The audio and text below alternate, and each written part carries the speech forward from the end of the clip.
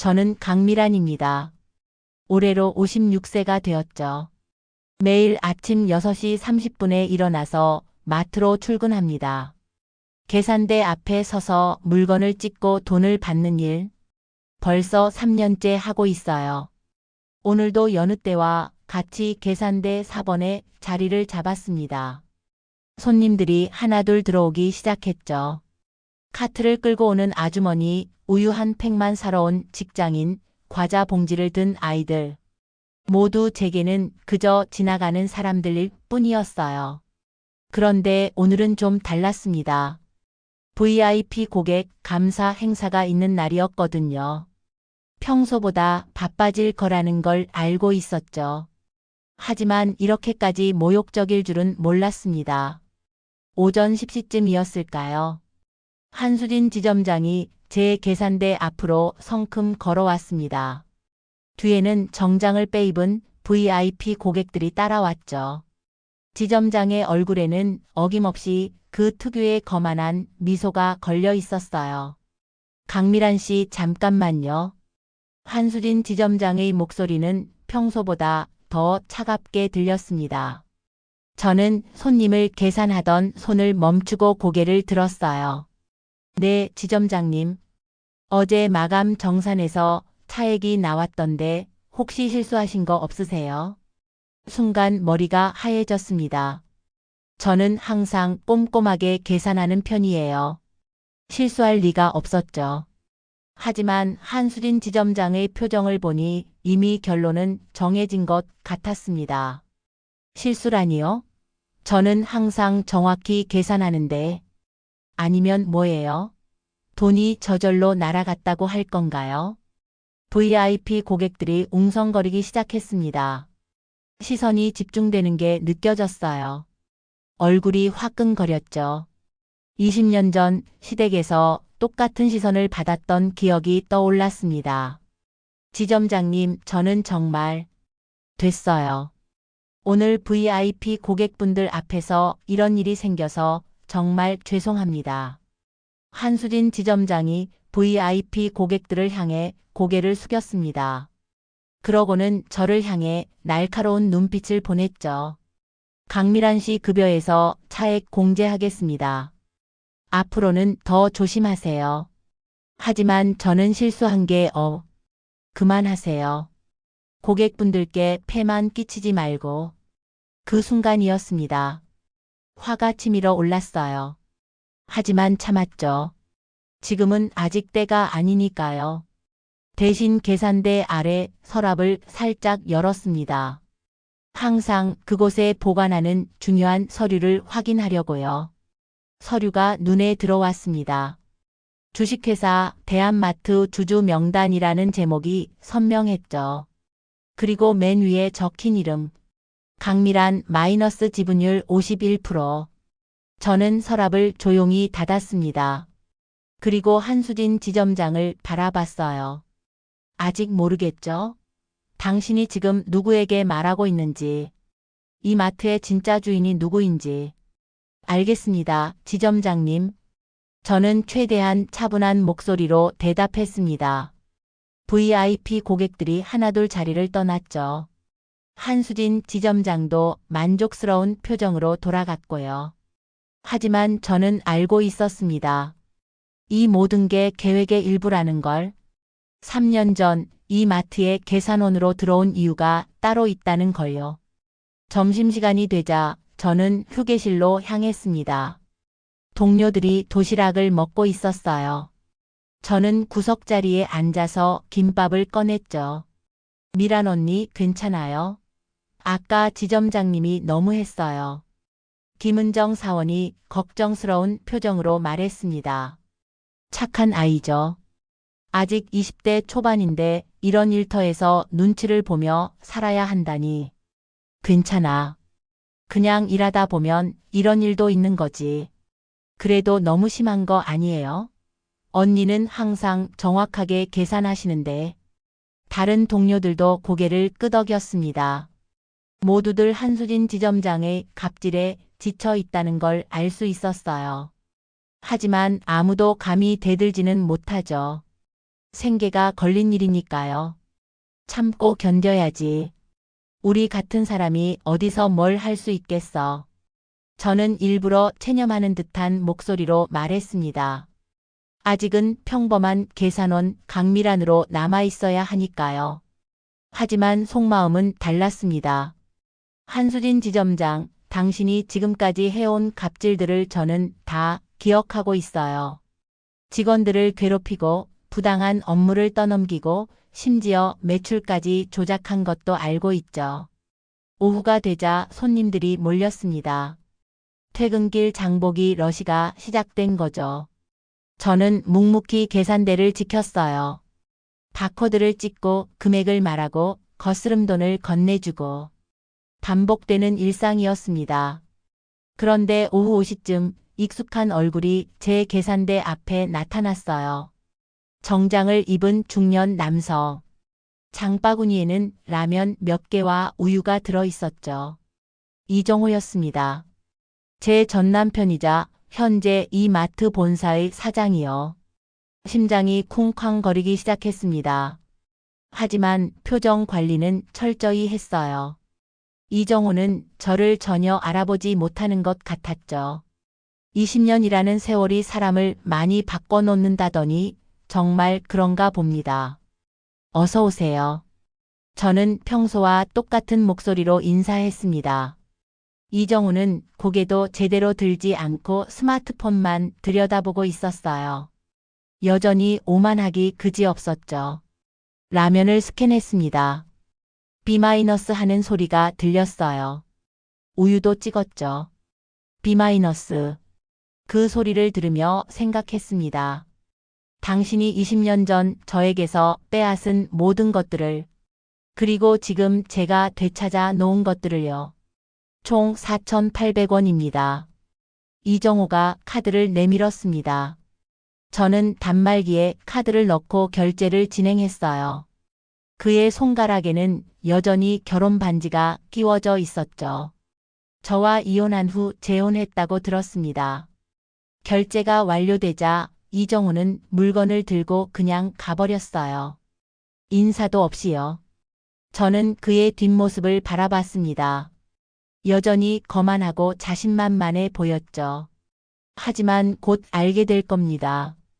당신이 지금 누구와 거래했는지, 그리고 그 거래가 얼마나 비싼 대가를 치르게 될지를요. 퇴근 시간이 되자 저는 계산대를 정리했습니다. 오늘도 차액은 한 푼도 나지 않았어요. 한수진 지점장의 주장이 거짓말이라는 증거죠. 하지만 누가 믿어주겠어요? 저는 그저 평범한 계산원일 뿐이니까. 아니, 아직은 그래야만 합니다. 집에 도착해서 저는 옷을 갈아입었어요. 그리고 거실 소파에 앉아서 오늘 있었던 일들을 차근차근 정리했죠. 한수진 지점장의 거짓 고발, 이정호의 방문, VIP 고객들 앞에서의 모욕. 모든 게 계획대로 흘러가고 있었습니다. 20년을 기다렸어요. 복수의 날을 위해서. 이제 그 시작을 알리는 신호탄이 터진 거죠. 한수진 지점장은 자신도 모르는 사이에 저에게 완벽한 구실을 만들어 주었으니까요. 제 핸드폰이 울렸습니다. 최도혁 변호사였어요.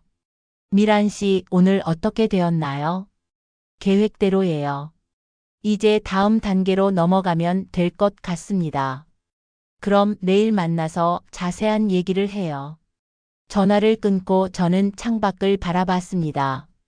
어둠이 내리고 있었어요. 하지만 제 마음만큼은 밝았죠. 드디어 시작이니까요. 계산대 뒤에 숨어있던 여왕이 깨어나는 때가 온 겁니다. 저녁을 간단히 해결하고 나서 저는 안방으로 들어갔습니다. 옷장 맨 안쪽에는 낡은 상자가 하나 있어요. 20년 동안 소중히 보관해 온 것들이 들어있는 상자죠. 뚜껑을 열자 오래된 사진들이 눈에 들어왔습니다. 가장 위에 놓인 사진은 결혼식 사진이었어요. 하얀 드레스를 입은 제가 이정호 옆에서 환하게 웃고 있었죠. 그때는 정말 행복했습니다. 사랑하는 사람과 결혼하고 아버지가 물려주신 작은 마트 체인을 함께 키워나갈 꿈에 부풀어 있었거든요. 사진을 넘겨보니 더 많은 추억들이 쏟아져 나왔습니다. 신혼여행 사진, 첫 매장을 오픈했을 때 사진, 가족들과 함께 찍은 사진들. 모든 게 행복해 보였어요. 하지만 그 행복이 얼마나 허무하게 무너질지 그때는 몰랐죠. 사진 아래에는 신문 스크랩들이 있었습니다. 강씨 가문 마트 체인 급성장, 젊은 CEO 부부, 유통업계 신화 쓴다 같은 제목들이 눈에 띄었어요. 그때는 정말 잘 나가고 있었죠. 아버지가 시작한 작은 마트 3개점이 어느새 20개점으로 늘어났으니까요. 하지만 모든 건 착각이었습니다. 가장 아래쪽에 있는 사진을 꺼냈어요. 29살의 제가 울고 있는 모습이 담긴 사진이었죠.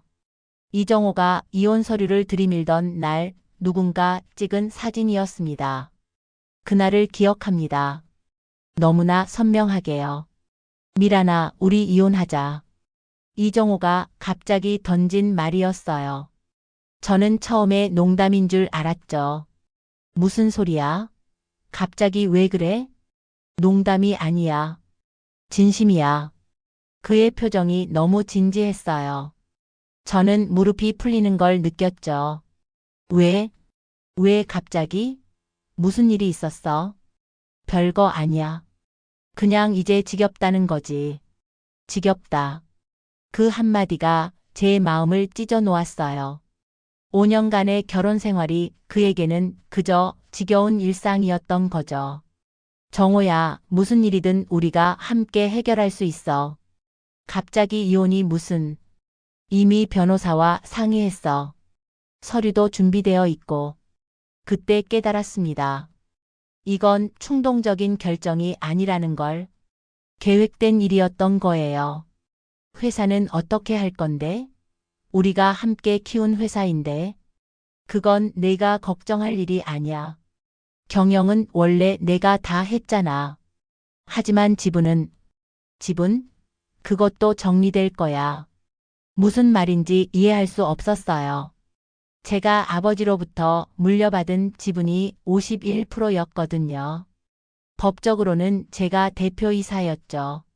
며칠 후 시어머니가 집에 찾아왔습니다. 미란아, 너도 이제 철이 들어야지. 어머니, 무슨 말씀이세요? 정호가 다른 여자 만나는 거 알고 있어. 그런데도 붙들고 있을 거야? 충격이었어요. 이정호가 불륜을 저지르고 있었다니. 그게 사실이에요? 사실이지. 그것도 한두 번이 아니야. 근데 남자들은 원래 그런 거 아니겠어? 집에는 아내가 있어야 하는 거고. 시어머니의 말이 이해되지 않았어요. 그럼 왜 이혼을 하자는 거예요? 회사 때문이지. 지금 상황에서는 이혼하는 게 서로에게 좋아. 무슨 뜻인지 모르겠어요. 시어머니가 서류 봉투를 꺼냈습니다. 내 아버지가 돌아가시기 전에 사인한 거야. 서류를 보니 지분 양도각서였어요. 제 지분 중 30%를 이정호에게 넘긴다는 내용이었죠. 이게 무슨 서류예요? 아버지가 이런 걸 사인하실 리 없어요. 내 아버지가 마지막에 정신이 오락가락했잖아. 그때 사인한 거야. 거짓말이라는 걸 직감적으로 알았어요. 하지만 증명할 방법이 없었죠. 아버지는 이미 돌아가셨고 그 서류는 법적으로 유효해 보였으니까요. 결국 이혼은 성사되었습니다. 저는 21%의 지분만 가지고 집을 나와야 했어요. 나머지는 모두 이정호가 가져갔죠. 하지만 그게 끝이 아니었습니다. 이혼한 지 한 달 후 저에게 법정 출두 명령이 날아왔어요. 횡령 혐의였죠. 횡령이라니요? 제가 언제 횡령을 했나요? 변호사가 서류를 보여줬습니다. 회사 계좌에서 개인 용도로 돈을 빼낸 기록이 있습니다. 그런 적 없어요. 절대로. 하지만 증거가 있습니다. 카드 사용 내역도 있고요. 조작된 증거들이었어요. 하지만 저는 그걸 증명할 수 없었죠. 이정호와 시댁이 치밀하게 준비한 함정이었으니까요. 재판은 제게 불리하게 돌아갔습니다. 결국 제 지분마저 횡령 배상금으로 압류당했어요. 집도 잃었죠. 순식간에 빈털터리가 되었습니다. 가장 충격적이었던 건 사람들의 시선이었어요. 어제까지 저를 젊은 CEO 부인이라고 부르던 사람들이 하루아침에 등을 돌렸죠. 횡령범의 아내, 몰락한 재벌가 며느리 같은 소문들이 돌았어요. 친구들도 하나둘 떠났습니다. 가족들마저 저를 외면했죠. 결국 저는 혼자가 되었어요. 그렇게 10여 년을 떠돌았습니다. 편의점 아르바이트, 식당 서빙, 청소일까지 안 해본 일이 없었어요.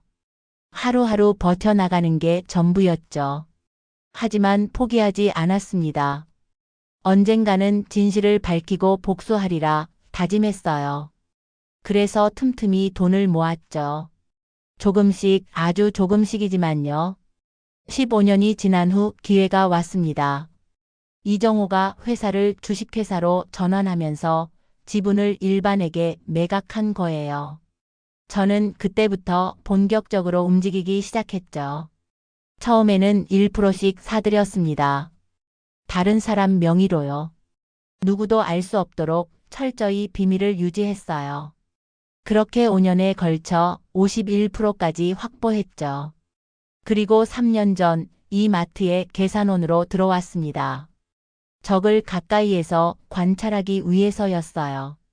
사진을 다시 상자에 넣으면서 생각했습니다. 20년이라는 세월이 얼마나 긴지. 하지만 그 긴 시간 동안 저는 한순간도 복수의 꿈을 포기하지 않았어요. 이제 그 결실을 거둘 때가 온 것 같았습니다. 옷장 깊숙한 곳에서 또 다른 봉투를 꺼냈어요. 안에는 지분 증서가 들어 있었죠. 강밀한 마이너스 지분율 51%라고 적힌 증서. 곧 시간이 온다. 저는 중얼거렸습니다. 정말로 이제 시간이 온 것 같았어요. 아침 출근길 저는 평소보다 일찍 마트에 도착했습니다. 오늘은 특별한 일이 있을 예정이었거든요. 한수진 지점장이 저를 창고 청소에 보내기로 했다는 소식을 들었어요. 창고 청소. 보통은 신입사원들이 하는 일이죠. 하지만 한수진 지점장은 어제 있었던 일 때문에 저를 골려주고 싶었던 모양입니다. 좋았어요. 오히려 저에게는 기회가 될 테니까요. 강미란 씨, 오늘 창고 정리 좀 해주세요. 한수진 지점장이 제게 말했습니다. 평소보다 더 차가운 목소리였어요. 네, 알겠습니다. 저는 순순히 대답했죠. 반항하는 기색도 보이지 않았어요. 한수진 지점장의 얼굴에 만족스러운 표정이 떠올랐습니다. 창고 안쪽까지 다 정리하고 오래된 서류들도 분류해 놓으세요. 시간은 충분히 줄 테니까 꼼꼼히 해요. 네, 지점장님. 창고로 향하면서 저는 속으로 웃었습니다. 한수진 지점장은 자신이 무슨 일을 저에게 시키고 있는지 전혀 모르고 있었어요. 창고에 뭐가 있는지도 모르고 말이죠. 창고 문을 열자 쌓여있는 박스들과 서류 더미가 눈에 들어왔습니다. 정말 오랫동안 정리되지 않은 것 같았어요. 먼지가 가득했죠. 저는 천천히 안쪽으로 들어가면서 주변을 살펴봤습니다. 진짜 청소를 할 생각은 없었어요. 더 중요한 목적이 있었거든요. 창고 맨 안쪽에는 잠긴 캐비넷이 하나 있었습니다. 보통 중요한 서류들을 보관하는 곳이죠. 저는 주머니에서 작은 도구를 꺼냈어요. 예전에 이런 일을 해본 경험이 있었거든요. 캐비넷 자물쇠를 조심스럽게 열었습니다. 생각보다 쉬웠어요. 오래된 자물쇠라 그런지 몇 번만 시도하니까 열렸죠. 안에는 정말 다양한 서류들이 들어 있었습니다. 직원 인사 파일, 매출 정산서, 그리고 제가 찾던 그것. 비자금 운용 장부라고 적힌 파일이 눈에 들어왔어요. 심장이 뛰기 시작했죠. 정말 있을 줄은 몰랐는데. 파일을 열어보니 놀라운 내용들이 적혀 있었습니다. 가짜 거래처를 통한 돈 세탁, 매출 조작, 심지어 탈세까지. 모든 거래 내역이 상세히 기록되어 있었어요. 그런데 가장 충격적인 건 서명이었습니다. 모든 페이지 하단에 찍힌 도장과 서명. 이정호라는 이름이 선명하게 적혀 있었죠. 저는 재빨리 핸드폰을 꺼냈습니다. 모든 페이지를 사진으로 찍기 시작했어요. 특히 이정호의 서명이 있는 부분은 확대해서 여러 장 찍었죠. 이건 결정적 증거가 될 거야. 마음이 뛰었습니다. 20년 동안 찾아 헤맨 증거를 드디어 손에 넣은 거예요. 하지만 너무 서두를 수는 없었어요. 아직 때가 아니었거든요. 이 증거는 가장 적절한 순간에 사용해야 했죠. 장부를 원래 자리에 놓고 캐비넷을 다시 잠갔습니다. 그리고 정말로 창고 정리를 시작했어요. 누가 봐도 열심히 청소하는 것처럼 보이도록요. 2시간 정도 지나자 한수진 지점장이 창고로 찾아왔습니다. 어때요? 많이 했나요? 네, 거의 다 끝났습니다. 창고는 정말 깨끗해져 있었어요. 저는 제대로 청소했거든요. 증거 수집은 덤이었죠. 그래도 일은 제대로 하네요. 앞으로도 이런 식으로 성실하게 해요. 네, 지점장님. 한수진 지점장이 나간 후 저는 혼자 남았습니다. 핸드폰 갤러리를 확인해 보니 50여 장의 사진이 찍혀 있었어요. 모두 선명하게 잘 나왔죠. 특히 이정호의 서명이 있는 마지막 페이지는 완벽했어요. 날짜까지 명확히 보였거든요. 작년 12월에 작성된 거였죠. 비교적 최근 일이었다는 뜻이에요. 저는 사진들을 안전한 클라우드 저장소에 백업했습니다. 만약의 사태에 대비해서요. 그리고 최도혁 변호사에게 문자를 보냈죠.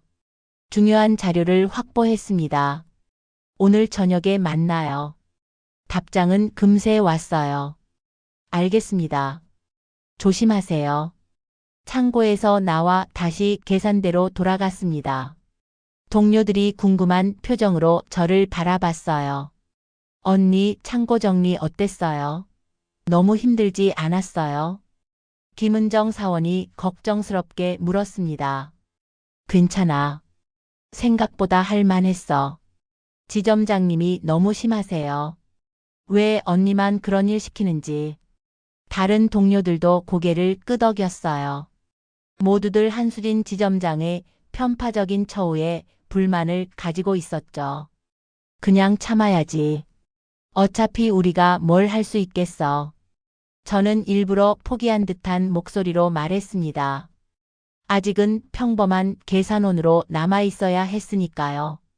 오후에 손님이 많지 않은 시간대였습니다.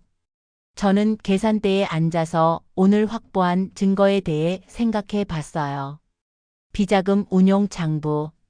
이건 단순히 이정호만의 문제가 아니었어요. 한수진 지점장도 여기에 연루되어 있었죠. 장부에 지점별 매출 조작 현황이 나와 있었거든요. 우리 지점도 예외가 아니었습니다. 실제 매출보다 20% 정도 부풀려서 본사에 보고하고 있었어요. 그 차액은 어디로 갔을까요? 당연히 이정호와 한수진 지점장의 주머니로 들어갔겠죠. 이제 모든 퍼즐이 맞춰지고 있어. 저는 속으로 생각했습니다. 20년 전 제가 횡령 혐의를 뒤집어 쓴 것도 같은 수법이었을 거예요. 가짜 증거를 만들어서 저를 범인으로 몰아간 거죠. 하지만 이번에는 달랐습니다. 제가 증거를 쥐고 있었거든요. 그것도 결정적인 증거를요. 퇴근 시간이 되자 저는 서둘러 짐을 쌌습니다. 최도혁 변호사와 만날 약속이 있었거든요. 언니 먼저 가세요. 저희가 마무리할게요. 김은정 사원이 말했어요. 착한 아이였죠. 항상 다른 사람을 배려하는. 고마워. 내일 봐. 저는 마트를 나섰습니다. 최도혁 변호사와는 마트 근처 카페에서 만나기로 했어요. 카페에 도착하니 최도혁 변호사가 이미 와 있었습니다. 구석자리에 앉아서 커피를 마시고 있었어요. 미란 씨 여기에요. 저는 그의 맞은편에 앉았습니다. 20년 넘게 알고 지낸 사이였지만 여전히 믿음직스러운 사람이었어요. 도혁 씨 정말 중요한 걸 찾았어요. 저는 핸드폰을 꺼내서 사진들을 보여줬습니다. 최도혁 변호사의 표정이 점점 진지해졌어요. 이건 정말 놀라운데요. 어디서 구한 거예요? 마트 창고에 숨겨져 있었어요. 한수진 지점장이 저를 창고 청소에 보내는 바람에 우연히 발견했죠. 이정호 서명까지 있네요. 이건 결정적 증거가 될 수 있어요. 최도혁 변호사가 사진을 자세히 들여다봤습니다. 하지만 불법적으로 취득한 증거라는 문제가 있죠. 그럼 법정에서 쓸 수 없다는 건가요? 직접적으로는 어렵죠. 하지만 다른 방법이 있어요. 최도혁 변호사가 설명했습니다. 이 증거를 바탕으로 정식 감사를 요청하거나 언론에 제보하는 방법이 있다는 거였어요. 지금 미란 씨가 최대 주주잖아요. 감사 요청은 언제든 할 수 있어요. 그럼 그렇게 하죠. 하지만 타이밍이 중요해요. 너무 성급하게 움직이면 증거를 인멸할 수 있거든요. 맞는 말이었어요. 이정호는 워낙 교활한 사람이었으니까. 위험을 감지하면 즉시 증거를 없애버릴 거예요. 그럼 어떻게 하죠? 일단은 더 많은 증거를 모아야 해요. 그리고 완벽한 계획을 세우고요. 최도혁 변호사의 말이 맞았습니다. 복수는 한 번에 확실하게 해야 했어요. 실패하면 두 번째 기회는 없을 테니까요. 알겠어요. 좀 더 신중하게 접근하죠. 그리고 미란 씨 조심하세요. 상대방이 당신을 의심하기 시작할 수도 있어요. 아직은 괜찮을 것 같은데요. 저를 그냥 평범한 계산원으로만 보고 있으니까. 그래도 방심은 금물이에요. 카페를 나서면서 저는 생각했습니다. 이제 정말 중요한 고비에 왔다는 걸. 한 걸음 한 걸음이 신중해야 했어요. 집에 돌아와서 저는 오늘 있었던 일들을 정리해 봤습니다. 비자금 운용 장부 발견, 이정호의 서명 확보, 최도혁 변호사와의 상의. 모든 게 계획대로 진행되고 있었어요. 하지만 아직 갈 길이 멀었죠. 침대에 누워서 천장을 바라봤습니다. 20년 전 이 모든 악몽이 시작됐던 날이 떠올랐어요. 이정호가 이혼 서류를 내밀던 그날, 시어머니가 가짜 지분 양도 각서를 가져왔던 그날. 그때는 정말 절망적이었습니다. 세상이 무너지는 것 같았어요. 하지만 지금은 달랐죠. 제가 모든 걸 되찾을 날이 얼마 남지 않았으니까. 조금만 더 참자. 조금만 더. 저는 스스로에게 다짐했습니다. 복수의 날이 오기까지 조금만 더 평범한 계산원 강미란으로 살아가자고요. 다음 날 출근길 저는 평소와 다름없이 마트로 향했습니다. 하지만 마음속은 어제와는 완전히 달랐어요. 결정적 증거를 확보한 후에 자신감이 있었죠. 그런데 마트에 도착해보니 뭔가 분위기가 이상했습니다. 직원들이 웅성거리고 있었어요. 무슨 일이야? 김은정 사원에게 물어봤습니다. 언니, 본사에서 사람이 왔어요. 전략기획팀에서 온다는데. 전략기획팀? 네, 매장 실사를 한다나 봐요. 본사 전략기획팀. 보통은 문제가 있는 매장에 나오는 부서였어요. 혹시 제가 어제 창고를 뒤진 게 들통났나 싶어서 가슴이 쿵쾅거렸죠. 그때 한수진 지점장이 급하게 나타났습니다. 모든 직원 집합. 본사에서 중요한 분이 오셨어. 직원들이 하나둘 모여들었어요. 저도 뒤쪽에 서서 상황을 지켜봤죠. 곧이어 정장을 입은 젊은 여성이 나타났습니다. 30대 초반 정도로 보였어요. 날카롭고 차가운 인상이었죠. 안녕하세요. 본사 전략기획팀 박소연 대리입니다. 박소연. 이름이 익숙했어요. 어디서 들어본 것 같은데. 오늘부터 3일간 이 매장의 운영 실태를 점검하겠습니다. 모든 직원 여러분께서는 평소와 똑같이 업무에 임해주세요. 한수진 지점장의 표정이 굳어 있었어요. 뭔가 불안해하는 기색이 역력했죠. 혹시 특별한 문제가 있어서 오신 건가요? 루틴 점검입니다. 걱정하지 마세요. 박소연 대리의 대답은 간단했지만 그 눈빛은 예사롭지 않았어요. 직원들이 각자 자리로 흩어졌습니다. 저도 계산대로 향했죠. 하지만 마음이 편하지 않았어요. 점검이 시작되자 박소연 대리는 매장 곳곳을 돌아다니며 꼼꼼히 살펴봤습니다. 재고 현황, 직원 근무 태도, 고객 응대 상황까지. 정말 세세한 부분까지 체크했어요. 오후 2시쯤 박소연 대리가 제 계산대 앞에 나타났습니다. 계산원분, 잠깐 얘기 좀 할 수 있을까요? 심장이 멎을 것 같았어요. 혹시 어제 일을 알고 있는 건 아닐까 싶어서요. 네, 무슨 일이신지. 이름이 어떻게 되시나요? 강미란입니다. 강미란 씨. 박소연 대리가 제 이름을 천천히 읽었어요. 근무한 지 얼마나 되셨어요? 3년 정도 됩니다. 그동안 특별한 문제는 없었나요? 네, 별다른 문제는. 그때 한수진 지점장이 다가왔습니다. 박 대리님, 강미란 사원은 평소에 성실한 편입니다. 다만 어제 정산에서 실수가 있었긴 했지만요. 박소연 대리의 눈빛이 날카로워졌어요. 어떤 실수요?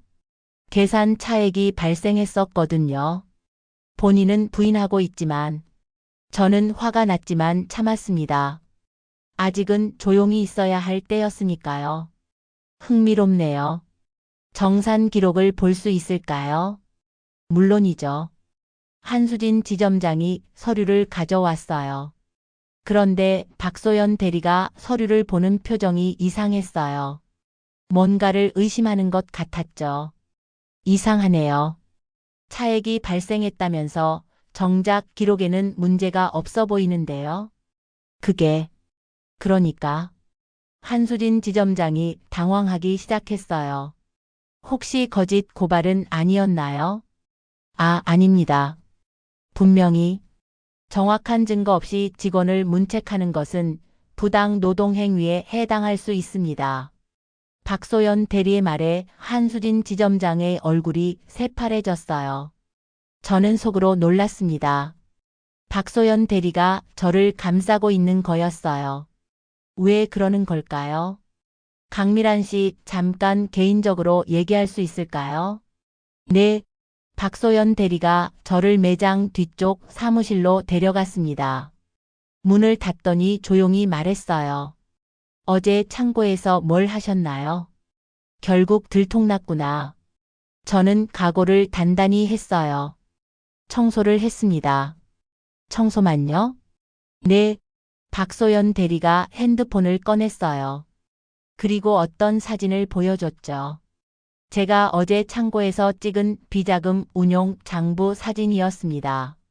이건 어떻게 설명하실 건가요? 머릿속이 하얘졌어요. 어떻게 제 핸드폰 사진을 알고 있는 거죠? 저는 걱정하지 마세요. 저는 당신 편이에요. 갑작스러운 말이었어요. 무슨 뜻인지. 강미란 씨 아니 강미란 회장님. 회장님이라는 호칭에 깜짝 놀랐어요. 당신이 이 회사의 실질적인 주인이라는 걸 알고 있어요. 어떻게? 그리고 20년 전 일도 알고 있습니다. 이정호가 어떤 수법으로 당신을 내쫓았는지도요. 박소연 대리가 의자에 앉더니 진지한 표정을 지었어요. 사실 저에게도 고백할 게 있어요. 뭐가요? 저는 이정호의 딸입니다. 충격적인 말이었어요. 이정호의 딸이라니. 숨겨진 딸이에요. 아버지는 제 존재를 숨기고 싶어 해요. 왜 저에게 이런 얘기를? 아버지가 어떤 사람인지 너무 잘 알거든요. 그리고 20년 전 당신에게 한 일도 잘못되었다고 생각해요. 박소연 대리, 아니, 박소연이 진지한 눈빛으로 저를 바라봤어요. 당신의 복수를 도와드리고 싶어요. 갑자기 왜? 제게도 아버지에게 복수할 이유가 있어요. 저와 어머니를 버렸거든요. 그제야 상황이 이해되기 시작했어요. 박소연도 이정호에게 상처받은 사람이었던 거죠. 하지만 당신은 본사 직원이잖아요. 그래서 더 유리해요. 안에서 움직일 수 있으니까. 박소연이 어제 제가 찍은 사진을 다시 보여줬어요. 이 증거로 아버지를 무너뜨릴 수 있어요. 하지만 혼자서는 힘들죠. 함께 하자는 건가요? 네. 당신은 지분을 가지고 있고 저는 내부 정보를 가지고 있어요. 완벽한 조합이라고 생각해요. 저는 잠시 생각해 봤습니다. 갑작스러운 제안이었지만 나쁘지 않았어요. 오히려 혼자서는 할 수 없었던 일들을 함께 할 수 있을 것 같았죠. 좋아요. 함께 해봅시다. 정말요? 대신 조건이 있어요. 제 정체는 적절한 때까지 비밀로 해주세요. 당연히요. 타이밍이 중요하니까요. 박소연이 손을 내밀었어요. 저는 그 손을 잡았죠. 뜻밖의 동맹이었습니다. 하지만 복수의 성공 가능성은 훨씬 높아진 것 같았어요. 그럼 구체적으로 어떻게 진행할까요? 저는 박소연에게 물어봤습니다. 갑작스러운 동맹이었지만 이제는 함께 계획을 세워야 했어요. 일단 더 많은 증거를 확보해야 해요. 어제 찾으신 장부만으로는 부족하거든요.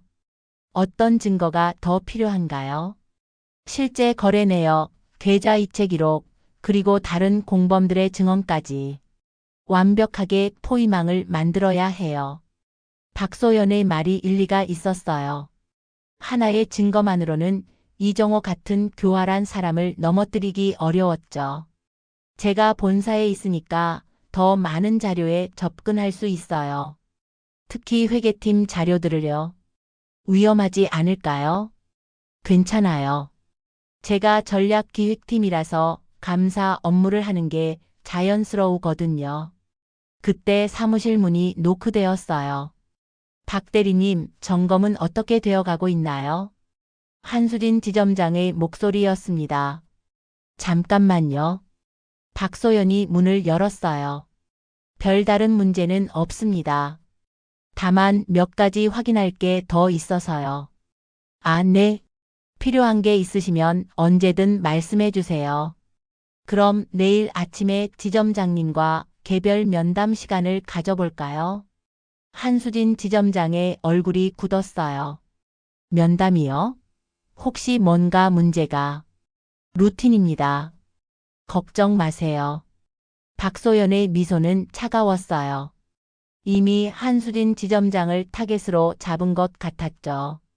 그럼 강미란 씨는 계산대로 돌아가세요. 수고하셨어요. 네, 감사합니다. 저는 사무실을 나와 다시 계산대로 향했습니다. 동료들이 궁금한 표정으로 저를 바라봤어요. 언니, 무슨 얘기했어요? 별거 아니야. 그냥 근무 태도 점검하는 거였어. 다행이네요. 혹시 문제 있는 줄 알았어요. 김은정 사원이 안도의 표정을 지었어요. 착한 아이였죠. 이 모든 소동에 휘말리지 않았으면 좋겠다 싶었어요. 오후 내내 박소연은 매장 곳곳을 돌아다니며 점검을 계속했습니다. 하지만 가끔씩 제 계산대 쪽을 바라보며 미묘한 신호를 보냈어요. 우리만의 암호 같은 거였죠. 퇴근 시간이 되자 박소연이 제게 다가왔어요. 강미란 씨, 내일 점검 결과를 정리해야 하는데 확인할 게 있어요. 퇴근 후에 잠깐 시간 될까요? 네, 괜찮습니다. 다른 직원들은 자연스러운 업무 협조 요청으로 받아들였을 거예요. 마트 근처 조용한 카페에서 박소연을 다시 만났습니다. 오늘 매장을 살펴보니까 정말 문제가 많더군요. 어떤 문제들이요? 일단 한수진 지점장의 매출 조작은 확실해요. 어제 찾으신 장부와 실제 POS 기록을 대조해 봤거든요. 박소연이 태블릿을 꺼내서 보여줬어요. 이게 실제 매출이고 이게 본사에 보고된 매출이에요. 차이가 보이시죠? 정말 20% 정도 차이가 났어요. 그 차액은 어디로 갔을까요? 당연히 이정호와 한수진 지점장이 나눠 가졌겠죠. 다른 지점들도 비슷할 거예요. 증거는 있나요? 지금 수집하고 있어요. 본사 회계팀에서 자료를 빼내는 중이에요. 박소연은 정말 유능했어요. 하루 만에 이렇게 많은 걸 파악하다니. 그런데 조심해야 할 게 있어요. 뭔가요? 아버지가 당신을 의심하기 시작할 수도 있어요. 아직은 괜찮을 것 같은데요. 그래도 방심은 금물이에요.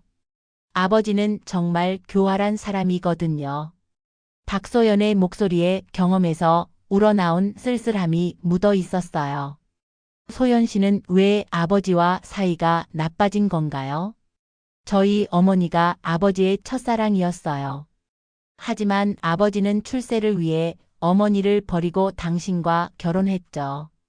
충격적인 얘기였어요. 이정호가 저와 결혼한 것도 계산된 일이었다는 뜻이니까요. 그 후에도 어머니와는 관계를 유지했어요. 그래서 제가 태어났고요. 그럼 당신은 내 혼외자입니다. 아버지에게는 숨겨야 할 존재였어요. 박소연의 표정이 어두워졌어요.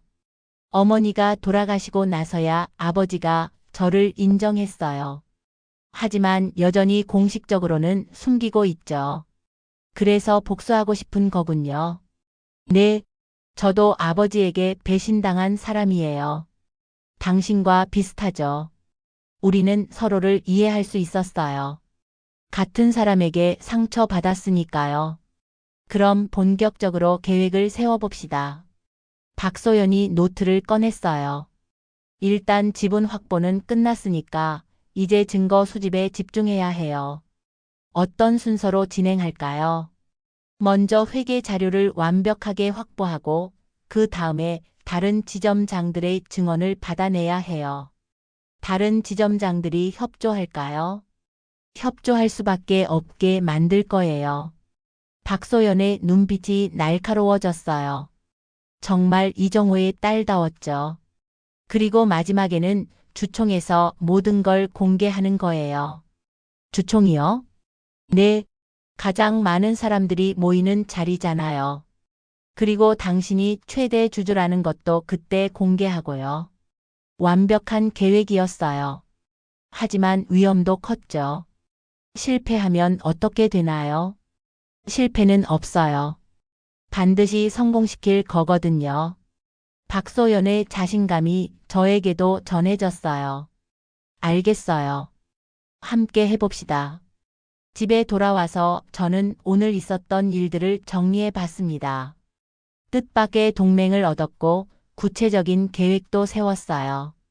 하지만 한편으로는 불안했습니다. 박소연을 완전히 믿어도 될까요? 혹시 이정호의 함정은 아닐까요? 하지만 그런 의심을 하기에는 박소연의 눈빛이 너무 진실했어요. 그 안에서 저와 같은 상처를 받거든요. 침대에 누워서 천장을 바라봤습니다. 20년간의 복수가 이제 본격적으로 시작되는 것 같았어요. 이정호, 이제 당신도 배신의 쓴맛을 느껴보세요. 그것도 가장 가까운 사람에게 배신당하는 맛을요. 다음 날 아침, 저는 평소보다 일찍 출근했습니다. 오늘은 중요한 하루가 될 것 같았거든요. 박소연이 한수진 지점장과 면담을 할 예정이었으니까요. 마트에 도착해보니 한수진 지점장이 평소보다 더 신경질적으로 보였어요. 어제 밤 잠을 제대로 못 잤나 봅니다. 모든 직원들 오늘도 최선을 다해서 근무해 주세요. 본사 감사가 계속되고 있으니까 실수하지 마세요. 한수진 지점장의 목소리에는 긴장감이 묻어 있었어요. 오전 9시 박소연이 나타났습니다. 어제보다 더 날카로운 인상이었죠. 한수진 지점장님, 면담 준비되셨나요? 네, 준비되어 있습니다. 두 사람이 사무실로 들어갔어요. 문이 닫히자 매장에는 묘한 긴장감이 돌았죠. 저는 계산대에 서서 손님들을 응대하면서도 귀를 기울였어요. 사무실에서 무슨 일이 일어나고 있는지 궁금했거든요. 30분 정도 지나자 사무실에서 큰 소리가 들렸습니다. 그건 사실이 아닙니다. 한수진 지점장의 목소리였어요. 뭔가 다급해 보였죠. 또 몇 분이 지나자 사무실 문이 열렸습니다. 한수진 지점장이 창백한 얼굴로 나왔어요. 뒤이어 박소연도 나왔죠. 직원 여러분, 잠깐 모여주세요. 박소연의 목소리는 차갑고 단호했어요. 앞으로 며칠간 매장 운영에 큰 변화가 있을 예정입니다. 본사에서 특별 조치를 취하기로 했거든요. 직원들이 웅성거렸어요. 무슨 일인지 모르겠다는 표정들이었죠. 한수진 지점장님은 오늘부로 업무에서 배제됩니다. 새로운 지점장이 올 때까지 제가 임시로 매장을 관리하겠습니다. 충격적인 발표였어요. 한수진 지점장의 얼굴이 새파래졌죠. 이건 말이 안 됩니다. 제가 뭘 잘못했다는 거예요? 자세한 내용은 본사에서 설명드릴 겁니다. 지금은 개인 물품만 정리하고 퇴사 처리를 해주세요. 박소연의 태도는 단호했어요. 협상의 여지가 없다는 걸 보여주고 있었죠. 한수진 지점장이 저를 날카롭게 바라봤어요. 이 모든 게 당신 때문이죠? 갑작스러운 말이었어요. 무슨 말씀이신지. 당신이 뭔가 꾸몄을 거야. 평범한 계산원이 이럴 리 없어. 한수진 지점장의 목소리가 점점 커졌어요. 하지만 저는 침착하게 대답했죠. 저는 그냥 시키는 대로 일했을 뿐인데요. 거짓말 마. 분명히 뭔가 있을 거야. 그때 박소연이 끼어들었어요. 한수진 씨, 지금 동료에게 근거 없는 의심을 제기하고 계시는 거예요. 하지만 이런 태도로는 앞으로 어떤 회사에서도 일하기 어려울 거예요. 박소연의 날카로운 지적에 한수진 지점장이 입을 다물었어요. 결국 한수진 지점장은 개인 물품을 챙겨서 마트를 떠났습니다. 가면서도 저를 의심의 눈초리로 바라봤지만 이미 늦었죠. 한수진 지점장이 떠난 후 매장 분위기가 완전히 바뀌었어요. 직원들은 안도감과 동시에 불안감을 느끼는 것 같았죠. 걱정하지 마세요. 여러분 일자리에는 전혀 문제가 없습니다. 박소연이 직원들을 안심시켰어요. 다만 앞으로는 더 투명하고 공정한 방식으로 매장이 운영될 겁니다. 점심시간에 박소연이 저를 따로 불렀어요. 어떻게 되었나요? 한수진 씨가 모든 걸 자백했어요. 매출 조작, 직원 괴롭히기, 심지어 물품 횡령까지. 정말요? 증거를 보여주니까 더 이상 부인할 수 없더라고요. 그리고 이 모든 게 이정호의 짓이었다는 것도 인정했고요. 박소연이 녹음기를 보여줬어요. 모든 대화가 녹음되어 있어요. 이제 결정적 증거가 하나 더 생긴 거죠. 다음은 무엇을 할 건가요? 다른 지점들도 조사해야 해요. 한수진 씨가 말하기로는 거의 모든 지점에서 비슷한 일이 일어나고 있다고 하더라고요. 그럼 이정호의 범죄 규모가 상당하겠네요. 네, 생각보다 훨씬 클 거예요. 박소연의 표정이 진지해졌어요. 그런데 조심해야 할 게 있어요. 한수진 씨가 이정호에게 연락했을 수도 있거든요. 그럼 이정호가 의심하기 시작할까요? 가능성이 높죠. 아마 곧 직접 나타날 거예요. 박소연의 예상이 맞았어요. 오후 3시쯤 이정호가 마트에 나타났습니다. 평소와는 달리 매우 긴장한 표정이었죠. 박소연 대리, 어떻게 된 일인가요? 이정호가 박소연에게 다가갔어요. 사장님, 보고서는 내일 드릴 예정입니다. 한수진 지점장을 왜 해임했는지 지금 당장 설명해 주세요. 이정호의 목소리에는 분노가 섞여 있었어요. 중대한 비위 사실이 발견되었습니다. 매출 조작, 직원 괴롭히기 등이요. 그런 일이 있었다면 왜 저에게 먼저 보고하지 않았나요? 긴급한 상황이었거든요. 더 이상 방치할 수 없었습니다. 박소연은 당당했어요. 아버지 앞에서도 전혀 주눅들지 않았죠. 박소연 대리, 당신이 누구 마음대로. 저는 회사의 지시에 따라 행동했습니다. 문제가 있으시면 본사에 문의하세요. 이정호의 얼굴이 붉어졌어요. 하지만 다른 직원들이 보고 있는 상황에서 크게 화낼 수는 없었죠. 그때 이정호의 시선이 제게로 향했어요. 며칠 전에 제 계산대에서 물건을 샀었는데 기억하고 있었나 봅니다. 저기 계산원 이름이 뭐죠? 강미란입니다. 강미란. 어디서 많이 들어본 이름인데? 심장이 쿵쾅거렸어요. 혹시 제 정체를 눈치챈 건 아닐까요? 흔한 이름이죠.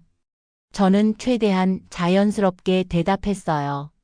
이정호가 저를 한참 바라봤습니다. 그 시선이 너무 부담스러웠어요. 하지만 표정 관리는 철저히 했죠. 그냥 우연의 일치겠죠. 이정호가 중얼거렸어요. 다행히 의심하지는 않는 것 같았죠. 박소연 대리, 내일 아침에 본사로 와서 상세한 보고를 해주세요. 네, 알겠습니다. 이정호가 떠난 후 매장에는 다시 정적이 흘렀어요. 하지만 뭔가 큰 변화가 일어나고 있다는 걸 모든 직원들이 느끼고 있었죠. 퇴근 후 박소연과 다시 만났어요. 오늘 이정호를 직접 봤는데 어땠어요? 여전히 교활해 보이더라고요. 하지만 확실히 불안해하고 있었어요. 제 정체는 모르는 것 같던데. 아직은 괜찮을 거예요. 하지만 곧 알게 될 거예요. 박소연이 의미심장한 미소를 지었어요. 내일부터 본격적으로 주총 준비를 시작해야 해요. 주총이 언제죠? 다음 주 금요일이에요. 이제 일주일 남았죠. 일주일. 복수의 날까지 일주일밖에 남지 않았어요. 준비할 게 많겠네요. 네. 하지만 반드시 성공시킬 거예요. 20년간 당신이 기다려온 그 날을요. 박소연의 말에 가슴이 뜨거워졌어요. 정말로 그날이 얼마 남지 않았구나 싶었죠. 집에 돌아와서 저는 거울을 보며 생각했습니다. 일주일 후면 더 이상 평범한 계산원 강미란이 아니게 될 거예요. 진짜 모습을 세상에 드러내게 되겠죠. 20년간 꿈꿔온 그 순간이 드디어 오고 있었어요. 주말이 지나고 월요일이 되자 본격적인 작전이 시작되었습니다. 박소연은 본사에서 더 많은 증거를 수집하고 있었고, 저는 마트에서 평소처럼 일하며 때를 기다리고 있었어요. 그런데 화요일 아침 예상치 못한 일이 벌어졌습니다. 최도혁 변호사에게서 급한 전화가 온 거예요. 미란 씨, 큰일 났어요. 무슨 일이에요? 이정호가 움직이기 시작했어요. 지분 매입을 시작했다고 들었어요. 충격적인 소식이었습니다. 뭐라고요? 아마 위험을 감지한 것 같아요. 다른 주주들에게 접촉해서 지분을 사들이려고 하고 있어요. 그럼 제 지분율이 과반을 넘지 못할 수도 있다는 건가요? 그럴 가능성이 있어요. 빨리 대응해야 해요. 저는 즉시 박소연에게 연락했습니다. 소연 씨, 이정호가 지분 매입을 시작했다고 해요. 저도 방금 들었어요. 정말 빠르네요. 어떻게 하죠? 걱정하지 마세요. 제가 이미 준비해둔 게 있어요. 박소연의 목소리는 여전히 자신감에 차 있었어요. 뭘 준비했나요? 다른 주주들과 이미 사전 접촉을 해뒀어요. 이정호의 비리 증거를 미리 보여줬거든요. 정말요? 네, 대부분이 이정호 편에서 돌아섰어요.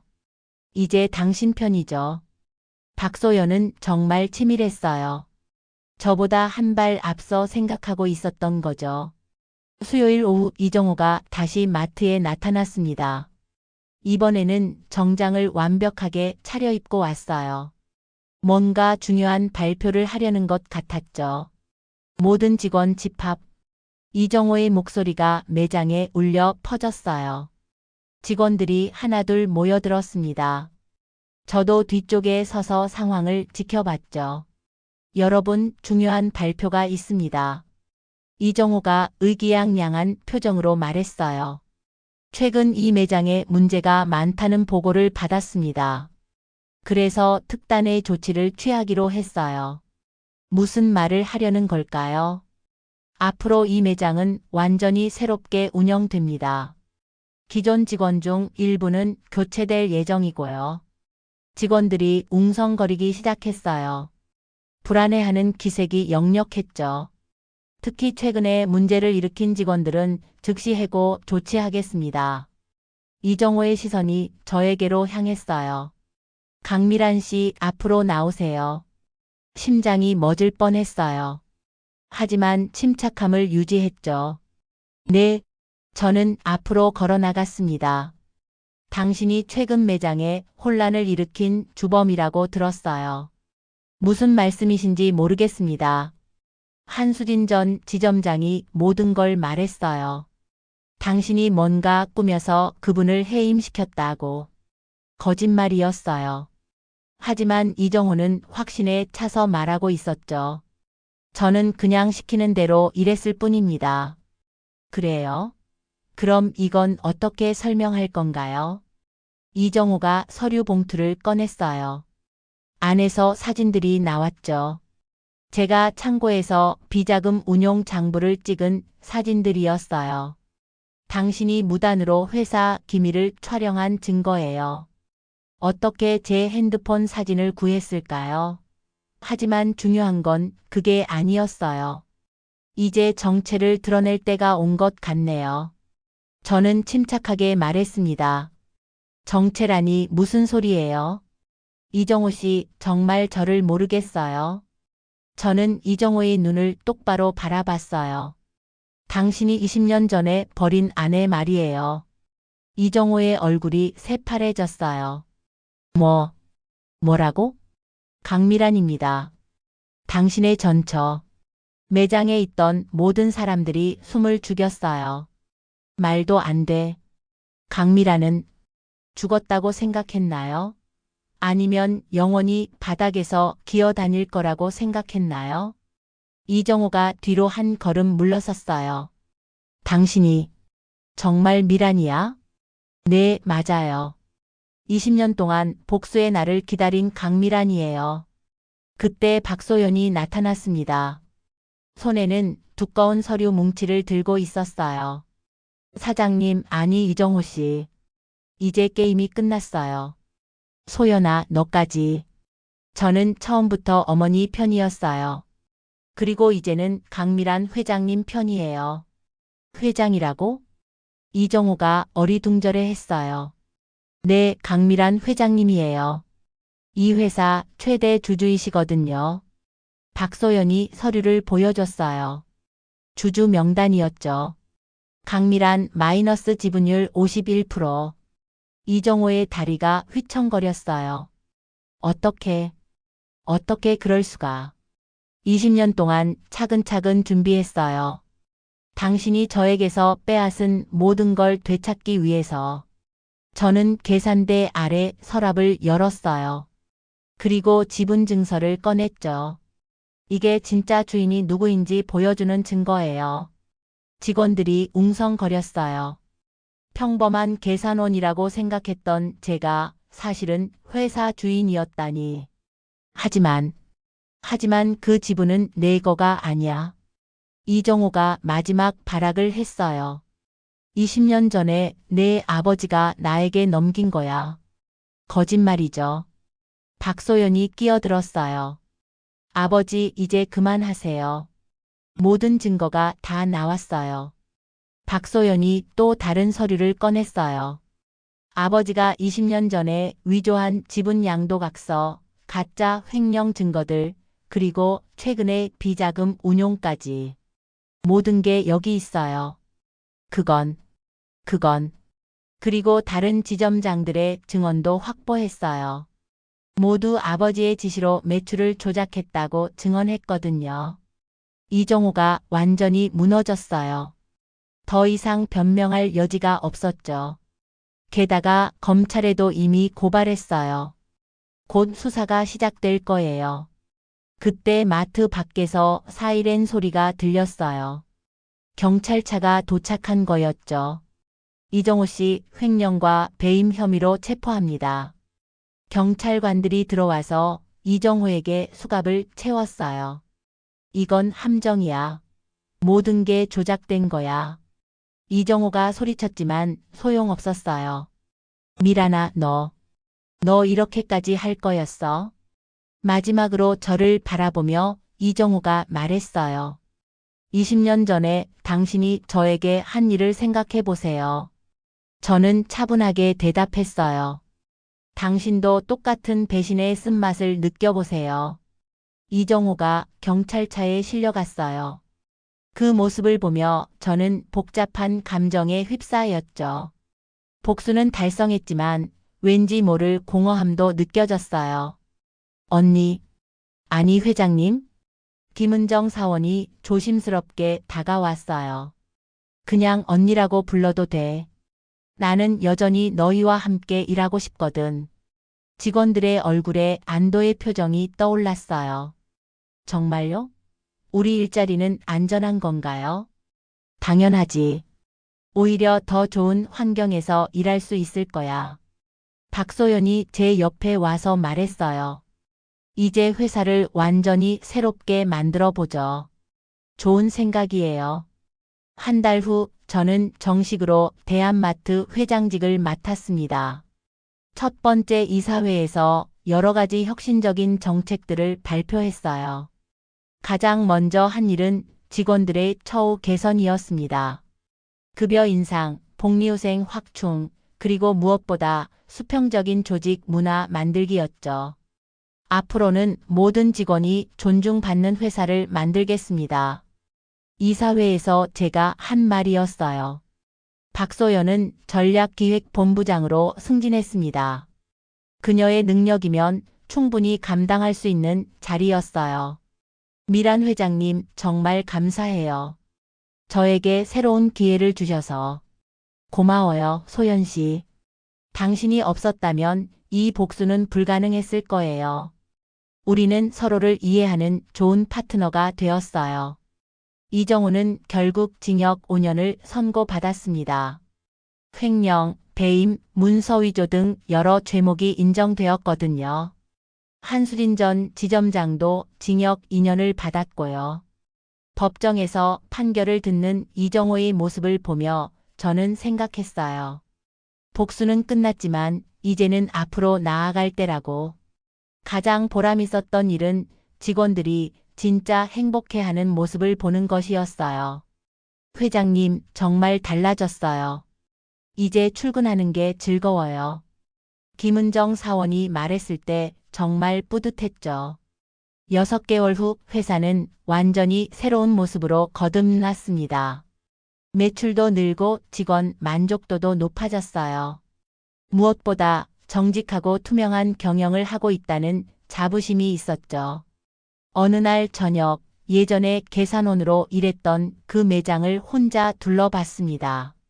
이제는 고객들의 웃음소리가 끊이지 않는 따뜻한 공간이 되어 있었어요. 계산대 4번 앞에 서서 지난 일들을 떠올려 봤어요. 3년 동안 그 자리에서 얼마나 많은 모욕을 당했는지. 하지만 그 모든 일이 있었기에 지금의 제가 있을 수 있었죠. 회장님, 여기 계셨네요. 박소연이 뒤에서 나타났어요. 옛날 생각을 해보고 있었어요. 힘든 시간이었죠. 하지만 의미 있는 시간이었어요.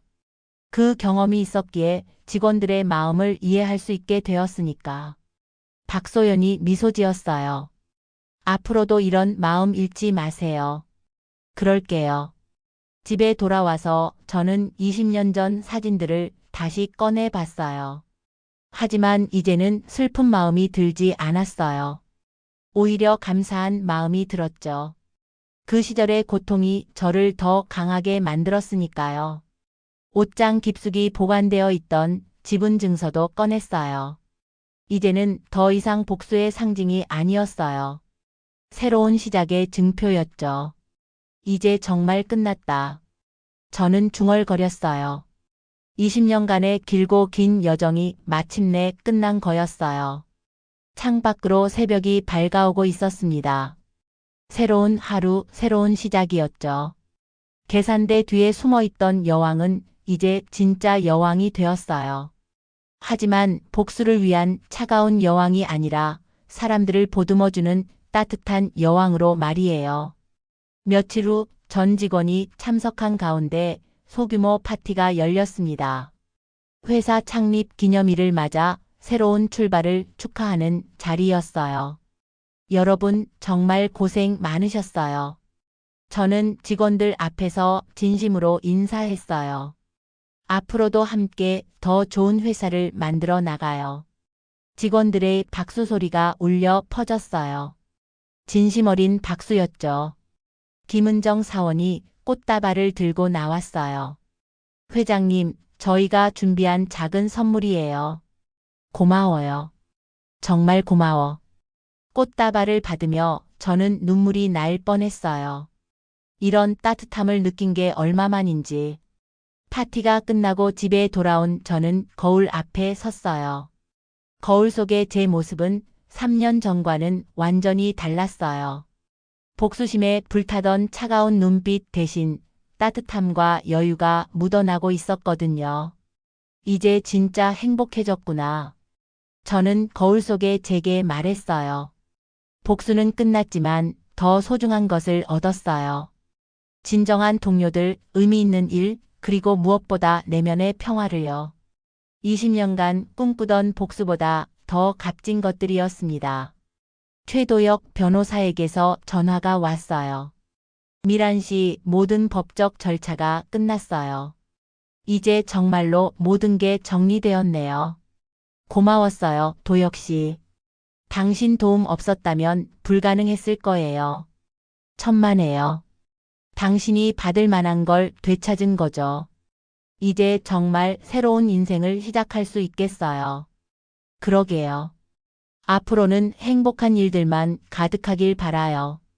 전화를 끊고 저는 창밖을 바라봤어요. 석양이 아름답게 물들어 가고 있었죠. 20년이라는 긴 터널을 지나 드디어 밝은 햇살을 만난 기분이었어요. 복수는 끝났고 이제는 정말 행복한 시간들이 기다리고 있었습니다.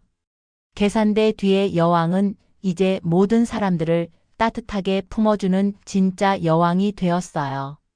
그리고 그것이야말로 가장 완벽한 해피엔딩이었습니다. 강미란의 이야기를 통해 우리는 인생의 가장 깊은 진실을 마주하게 됩니다. 때로는 가장 믿었던 사람이 가장 큰 상처를 주기도 하죠. 하지만 그 배신의 아픔이 우리를 영원히 무너뜨릴 수는 없다는 걸 미란이 보여주었습니다. 20년이라는 긴 시간 동안 평범한 계산원으로 살아가면서도 복수의 꿈을 포기하지 않았던 미란의 의지. 그리고 가장 예상치 못한 곳에서 나타난 동맹, 박소연과의 만남. 이 모든 것이 우리에게 말해주고 있어요. 절망의 끝에서도 희망은 존재한다는 것을요. 무엇보다 인상 깊었던 건 미란이 복수를 완성한 후 보여준 모습이었습니다. 차가운 복수에 머물지 않고 따뜻한 포용으로 승화시켰죠.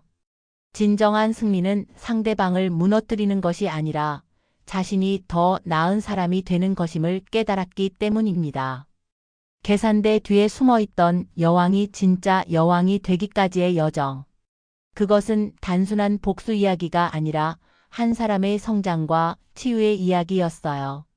미란이 마지막에 얻은 건 회사나 지위가 아니라 내면의 평화와 진정한 행복이었으니까요. 혹시 지금 힘든 시간을 보내고 계신 분이 있다면 기억해 주세요. 오늘의 고통이 내일의 힘이 될 수 있다는 것을, 그리고 포기하지 않는 사람에게는 반드시 새로운 기회가 찾아온다는 것을 말이에요. 미란처럼 끝까지 자신을 믿고 나아간다면 여러분도 분명 더 강하고 지혜로운 자신을 만나게 될 거예요. 때로는 우리가 생각하는 인생의 끝이 사실은 진짜 시작의 문일지도 모릅니다. 계산대에서 시작된 미란의 새로운 인생처럼 말이에요. 오늘 이야기가 여러분의 마음에 작은 용기와 희망을 전해드렸길 바라며 댓글로 여러분의 생각을 나눠주시고 구독과 좋아요로 함께 해주세요. 다음에도 더욱 감동적인 이야기로 여러분을 찾아뵙겠습니다.